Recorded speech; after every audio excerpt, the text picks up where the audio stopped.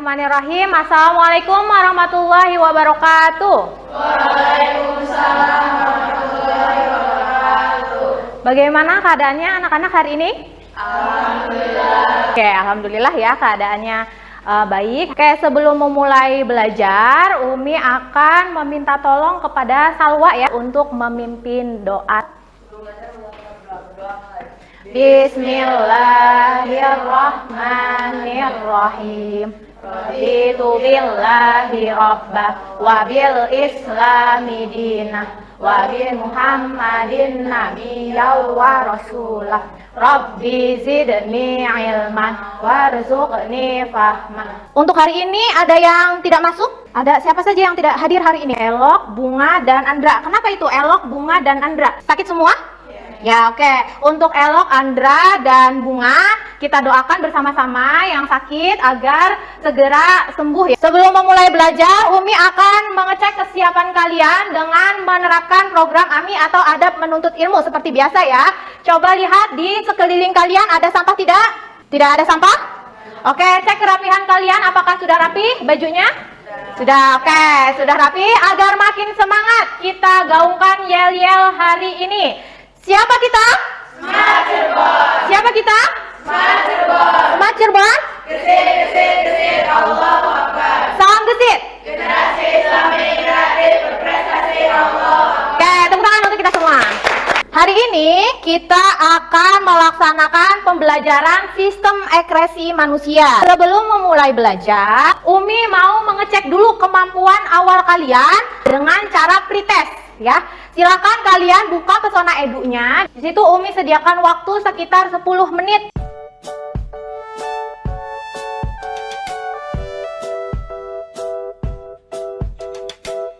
Selanjutnya, di sini untuk persepsi ya atau awalan dalam pembelajaran, Umi akan menayangkan sebuah video. Video ini sebenarnya hanya pengenalan sekilas tentang sistem ekskresi. Manusia menghasilkan zat sisa yang tidak diperlukan oleh tubuh seperti urin, keringat, gas, karbon dioksida, urea, asam urat, dan bilirubin.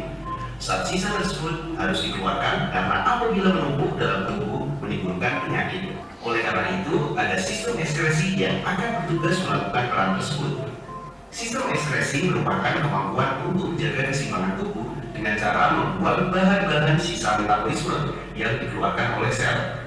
Organ ekskresi pada manusia terdiri atas 4 organ, yaitu ginjal, kulit, paru-paru, dan hati. Ginjal merupakan organ ekskresi yang memiliki peran sangat penting karena membuang sisa metabolisme dengan jumlah besar melalui urin. Proses ginjal menghasilkan urin meliputi 3 tahapan, yaitu filtrasi, reabsorpsi, dan augmentasi. Nah, dari video tersebut ya, agar kalian termotivasi dan lebih semangat untuk belajar hari ini, apa yang dimaksud dengan sistem ekskresi? Itu sistem yang mengeluarkan zat sisa dari tubuh kita. Lalu organ dan zat apa saja yang dikeluarkan oleh tubuh? Apa saja organ-organnya? Ginjal. Ginjal mengeluarkan apa? Urin. Oke, terus apa lagi? Paru-paru mengeluarkan? Iya, terus apa lagi yang ketiga? Kulit mengeluarkan? Keringat. Satu lagi? Hati. Hati mengeluarkan? Nah, lalu apa sih manfaat mengapa kita harus mempelajari sistem ekskresi manusia? Kita bisa menjaga tubuh kayak rajin olahraga gitu biar mencegah. Jadi diharapkan setelah belajar tentang sistem ekskresi kita jadi tahu ya bagaimana cara pencegahan agar tidak terkena penyakit pada organ-organ sistem ekskresi. Nah, hari ini ada tujuan pembelajaran. Tujuannya yang pertama, setelah melakukan kajian literatur dan diskusi, peserta didik dapat menyebutkan dan menjelaskan fungsi dari organ ekskresi ginjal dengan kerjasama yang baik dan aktif. Lalu yang terakhir, setelah kegiatan diskusi, peserta didik mampu menampilkan hasil analisis kelainan dan gangguan sistem ekskresi pada manusia khususnya ginjal beserta teknologinya dengan tepat. Lalu materi pembelajaran kita hari ini yang pertama adalah ginjal sebagai organ ekskresi manusia beserta fungsinya. Lalu ada mekanisme proses pembentukan urin dan yang ketiga kelainan dan penyakit pada sistem ekskresi manusia khususnya ginjal. Nah, adapun langkah-langkah pembelajaran kita hari ini Umi akan orientasikan kalian pada sebuah permasalahan ya. Lalu Umi akan bentuk kelompok lalu kalian berdiskusi, dan setelah diskusi nanti hasil diskusinya ditampilkan saat presentasi. Setelah presentasi akan dianalisis dan dievaluasi oleh Umi. Sekarang Umi akan memberikan sebuah permasalahan. Pak Fauzi mengeluhkan berbagai permasalahan di dalam tubuhnya seperti meningkatnya frekuensi buang air kecil, rasa haus berlebihan, dan penurunan berat badan. Pada suatu hari, Pak Fauzi buang air kecil di kamar mandi rumahnya. Tiba-tiba anaknya berteriak memanggil Pak Fauzi sehingga tidak sempat untuk menyiram urin yang sudah dikeluarkan. Setelah beberapa lama, istrinya masuk ke kamar mandi dan merasa kesal karena klosetnya beraroma kurang sedap. Ibu Hana, istri Pak Fauzi, terkejut melihat kloset yang beraroma kurang sedap, namun terdapat beberapa semut di dalamnya. Akhirnya Ibu Hana meminta Pak Fauzi untuk memeriksakan diri ke dokter. Pemeriksaan Pak Fauzi diawali dengan pemeriksaan dan berdasarkan uraian di atas, jika kalian menjadi dokter, apa perkiraan diagnosis penyakit yang diderita oleh Pak Fauzi? Mengapa penyakit itu dapat terjadi? Kaitkan dengan materi sistem ekskresi. Bagaimana cara kalian menjelaskan kepada Pak Fauzi terkait dengan teknologi yang dapat dilakukan untuk mengobati penyakit tersebut? Pak Fauzi itu dia menderita beberapa keluhan ya. Keluhannya apa saja tadi? Meningkatnya frekuensi buang air kecil, lalu rasa haus yang berlebihan, lalu penurunan berat badan. Akhirnya diperiksa dan hasilnya seperti ini. Nah, coba kalian analisis kira-kira apa yang tidak normal pada kondisi Pak Fauzi. Jika kalian sebagai seorang dokter ya, apa kira-kira diagnosis penyakit yang diderita oleh Pak Fauzi? Lalu kenapa hal ini bisa terjadi? Dan bagaimana cara menjelaskan ke Pak Fauzi tentang teknologi yang bisa digunakan untuk mengobati penyakit tersebut. Sekarang Umi akan bagi kelompok ya. Ada kelompok Sumatera yaitu Fatimah, Nazifah, Marleta, dan Elo. Di Kalimantan ada Salwa, Aisyah, Nashwa, dan Bunga. Papua ada Kenanga, Anissa, dan Oka. Kelompok Pulau Jawa ada Nashwa, Moza, Andra, dan Labibah. Nah, silakan kalian berkelompok. Nah, Umi akan bagikan LKPD ya. Pada minggu yang lalu Umi sudah meminta kalian untuk membuka bahan ajar yang ada di Pesona Edu dan aplikasi ARS. Nah, udah dibaca belum? Sudah ya, sudah dibaca. Jadi itu akan dijadikan sebagai bahan ajar atau referensi. Perlu kalian ketahui, pada saat diskusi itu ada penilaian. Umi akan menilai keaktifan kalian. Waktu diskusinya sekitar 20 menit. Jadi apa yang gak normal di sini? Benar. Oke.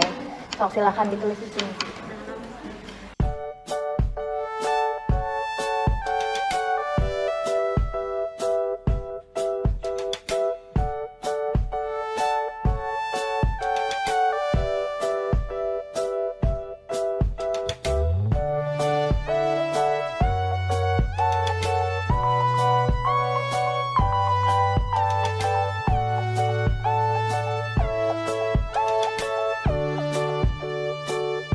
Kalian bisa gunakan aplikasi Canva ya untuk memudahkan dalam membuat poster atau infografisnya. Kalau sudah selesai, silakan jawaban nomor 1 sampai 3 difotokan lalu kirim ke email vidawahyuningsi41@guru.sma.belajar.id.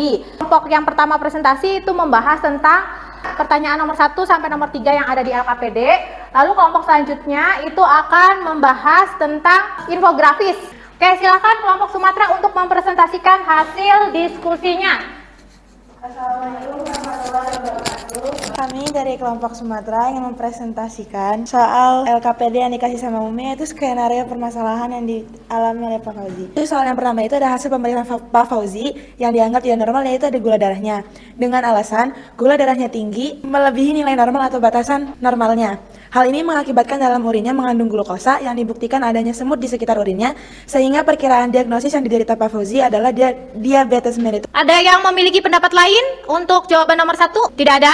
Oke, lanjut ke jawaban nomor 2. Untuk soal nomor 2, ada penyakit yang diderita Pak Fauzi memiliki hubungan dengan sistem ekreksi manusia, khususnya organ ginjal, sehingga kita harus mengetahui terlebih dahulu proses pembentukan urin yang normal pada manusia. Tuliskan proses atau tahap pembentukan urin pada tabel di bawah ini. Ada nomor 1, tahap filtrasi, peristiwanya penyaringan darah. Letaknya ada di glomerulus, zat yang disaring atau diserap eritrosit, trombosit dan protein perasa. Hasilnya urin primer. Nomor 2, peristiwa penyerapan kembali zat yang masih dibutuhkan oleh tubuh. Letaknya di tubulus contortus proximal dan lengkung Henle. Zat yang disaring atau diserap glukosa, asam amino, protein, vitamin, laktat, dan asam urat. Hasilnya urin sekunder. 3, augmentasi peristiwa penambahan zat sisa. Letaknya tubulus contortus distal dan tubulus collectivus. Zat yang disaring atau diserap tidak ada penyerapan namun dikeluarkan zat H2O, Na+, K+, hasil urin sebenarnya. Berdasarkan tahap pembentukan urin di atas dapat ditarik kesimpulan tahap yang dianggap tidak normal pada tubuh Pak Fauzi yaitu tahap reabsorpsi yang terletak pada bagian TKP dan lengkung Henle karena ginjal tidak mampu menyerap kembali glukosa sehingga dikeluarkan di dalam urin. Setelah diketahui penyakit yang diderita Pak Fauzi, apa yang harus dilakukan anak Pak Fauzi untuk mencegah penyakit tersebut? Yaitu rajin olahraga, menjaga berat badan tetap ideal, menerapkan pola makan sehat, melakukan pengecekan gula darah secara berkala, rajin minum air putih. Assalamualaikum warahmatullahi wabarakatuh. Ingin bertanya, penyakit yang dialami oleh Pak Fauzi itu apa bisa turun-temurun ke anaknya apa enggak? Jadi jawabannya itu bisa dapat diturunkan kepada anaknya. Ya, terima kasih. Tepuk tangan untuk kelompok Sumatera. Assalamualaikum warahmatullahi wabarakatuh. Kami dari kelompok Kalimantan ingin mempresentasikan infografis pengertian diabetes mellitus, yaitu penyakit kronis yang ditandai dengan tingginya kadar gula atau glukosa di dalam darah. Gejala: sering merasa haus, sering buang air kecil, tidak bertenaga, berat badan turun tiba-tiba. Penyebab: kadar gula dalam darah tinggi sehingga ginjal gagal dalam menyerap glukosa. Pengobatan diabetes menerapkan pola makan sehat dan rutin melakukan aktivitas fisik. Pencegahan memiliki berat badan ideal, mengurangi konsumsi gula dan aktif berolahraga. Sekian dari kami. Apakah yang bertanya? Assalamualaikum warahmatullahi wabarakatuh. Saya ingin bertanya, apakah ada cara secara teknologi untuk mengobati penyakit diabetes mellitus? Untuk menjawab pertanyaan dari kelompok Sumatera, cara teknologi untuk mengobati penyakit diabetes mellitus ini bisa dengan cara mencuci darah ke rumah sakit. Sekian dari kami, kurang lebihnya mohon maaf. Wassalamualaikum warahmatullahi wabarakatuh. Tepuk tangan untuk kelompok Kalimantan. Oke, setelah kalian diskusi memecahkan permasalahan ya, jadi didapatkan bahwa permasalahan yang diderita oleh Pak Fauzi itu adalah penyakit apa? Diabetes mellitus. Oke. Nah, sekarang Umi akan memberikan penguatan materi tentang sistem ekresi manusia. Nah, ini ada struktur dan anatomi dari ginjalnya. Ya, jadi ginjal itu letaknya di mana ini? Ya, di dekat pinggang ya, di bagian belakangnya itu di belakang pinggang. Lalu di sini ada kantung kemih. Di sini ya ada kantung kemih untuk menyimpan urin sementara. Nah, ketika ginjal itu diperbesar, ini anatominya seperti ini strukturnya. Terdiri dari kulit ginjal ya atau korteks, lalu ada sumsum ginjal atau medula, lalu ada ureter sebagai penghubung antara ginjal dengan kantung kemih. Nah, di sini di bagian korteks dan medula, kalau misalnya diperbesar lagi, ternyata ada struktur terkecil dari ginjal yang disebut dengan nefron. Nah, di sini nefron, di nefron inilah terjadi pembentukan urin ya. Siapa yang mau menyimpulkan? Aku dapat kesimpulan yaitu organ ekskresi manusia terdiri dari ginjal, hati, paru-paru, dan kulit. Ginjal mengeluarkan urin, kulit mengeluarkan keringat, hati mengeluarkan cairan empedu, paru-paru mengeluarkan karbon dioksida. Nah, sekarang silahkan buka pesona edunya, kerjakan soal post-test.